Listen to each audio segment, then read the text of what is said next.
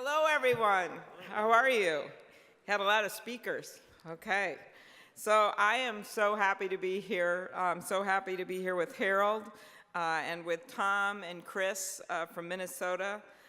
Thomas Clark, thank you as well.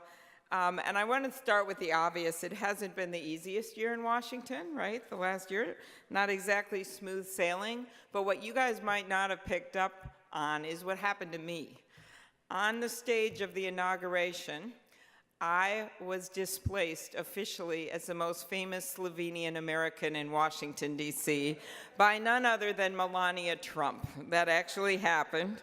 She was born an hour away from where my relatives are from in Slovenia. And as I said at the National Prayer Breakfast with the president sitting right there, every time I look at her, it's like looking in the mirror. He laughs, so you guys can laugh. So no matter what is happening in Washington, the one constant that I have always seen is that the firefighters have been there. You as leaders have been there for your members, speaking out for them, explaining things to people, and no matter how crazy things get around here, you have never given up on that mission, and that is really important. For me, your cause hit home when I was actually the DA, when I was county attorney. And I had a case involving arson where 2 firefighters from Minneapolis had been killed, and it had sat dormant for almost 20 years. They were never able to solve it. And one of our investigators came to me and said, you know what, I think we've got a lead. We had these old guys that are now past the statute of limitation who were asked to do the arson, and they didn't do it, these arsonists, and they're willing to talk in front of a grand jury. We called them the grumpy old men. And we were able to not only bring the case to the grand jury, we were able to convict the guy that did it and send him to prison 20 years later.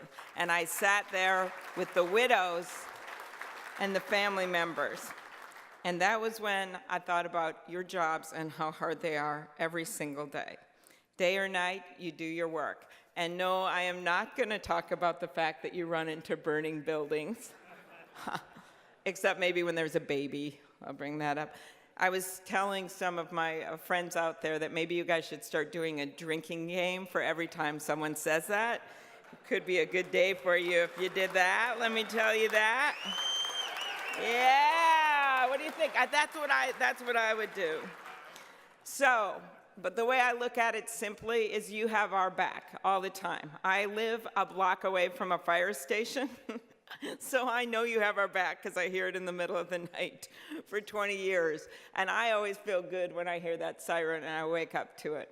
But when I hear that siren and I think about wherever the brave men and women firefighters are going, I think we have to have your back.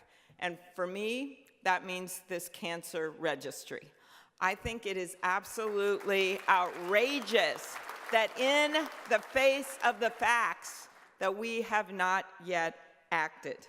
So this is what this means to me. It's not just the name of some bill that's out there that, you know, bill number, blah, blah, blah.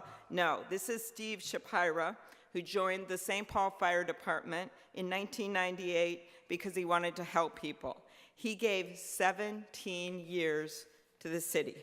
But 4 years ago, he was diagnosed with non-Hodgkin lymphoma.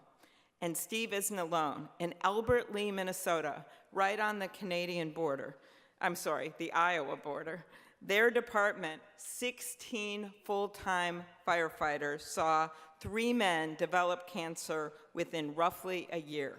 3 out of 16. I've spoken with widows in Alexandria, Minnesota, 2 of them in a small fire department.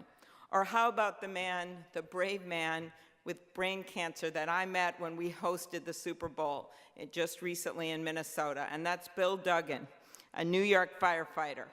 He has brain cancer after serving as a firefighter for all those years. And I forgave him that the Vikings weren't in the Super Bowl and he had a Patriots sweatshirt on. All right. Okay, is there anyone from Philadelphia out there? Okay, yeah, well, we won't remember that playoff game that happened to our Vikings. But as I stood there with Bill and saw our local firefighters coming up to him because they gave him tickets for the Super Bowl, and that was cool to be able to go to the Super Bowl to see his team, but it's not going to make up for the fact that he was there because he had brain cancer.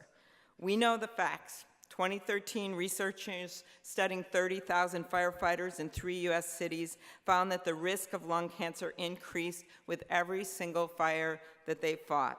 I talked to firefighters who talked about how it used to be cool to have that smell in the car and to go home with the smell of fires, that was part of the job and that was part of the culture, and how because of your leadership, people have realized that needs to change, and we're demanding this equipment be installed in not just the big fire departments, but the small fire departments as well. But how are we ever going to figure out how to really solve this and fix this if we don't have that registry? Because the registry is going to show us, is it a certain part of the country where it's worse? Is it certain kind of buildings? Are there things that should be done differently to make this better? So I ask, when you go out there and talk to your representatives and your senators in the next few days, you don't just ask them to get this thing done. You tell them that it has to get done in the omnibus budget right now. No delay, no time. Because you cannot have politicians coming in front of you all the time and talking about running into burning buildings and then never do anything about it. Let's get this passed. Okay, other things, because we got a long line of people coming to see you. I'm the co-chair of the 911 caucus, and we've been working really hard to update our interoperability of our communication systems so that when you do get to those buildings, you know exactly what they look like. In modern day telecommunications, where Target, one of my hometown companies, can find a pair of shoes in Hawaii, I think you guys should have access to the blueprints for a building before you go into it. And that is advanced communication, so you have that kind of data. EMTs could send pictures from accidents to doctors, to the hospital. The use of this would be endless. That needs to get done.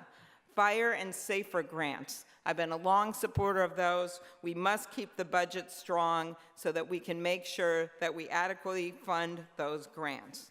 But I wanted to end with something else, and that is the importance of your right to organize. And for me, yeah, you one guy clapping, please do, because organizing right now and having firefighters be a face of that union organizing across the country is important, not just for the firefighters of America, it's important for every single working person in the country, okay? And that means upholding your rights, upholding your ability to bargain collectively, making sure that there's policies in place that protect members' rights to unionize. And let me tell you where this comes from for me, and I'm going to end with this.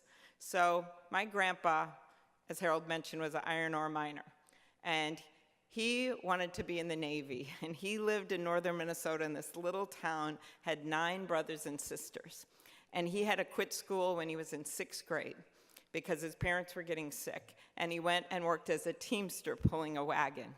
After that, his parents died, and he was the oldest son.